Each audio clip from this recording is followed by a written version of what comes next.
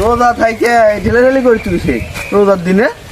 আরে আর কইস না, ঢেলার চিকে আর সাধে আব্বা কষে ঢেল মারা যদি তাল ফেরাতে পারি তাহলে এই রমজান পর আমার বিয়ে। সেই সেহরির পর থেকে ঢেলাচ্ছি, এখনো একটা ফেরাতে পারিনি। আসলে তোর বুদ্ধি নাই, এই যুগে ফাল পাল হয় এরকম বুদ্ধি কম হলে হবি। তুই তো একটা কাম করতে পারিস, গাছের উপর উইটা তালের পোড়াটা নরম করে নিচে নেমে আবার ঢেলাবো, তাহলে তুই তাল করে যাবি।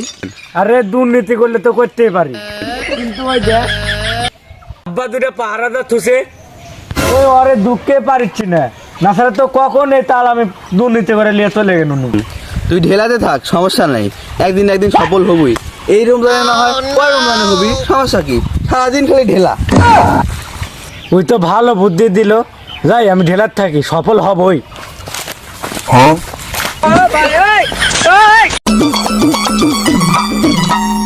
ধনকে দেখলে তুই মানুষ না, মনকে চিনবো না, সোনাকে চিনবো, বানাকে চিনবো, মনুষ্য চিনবো না।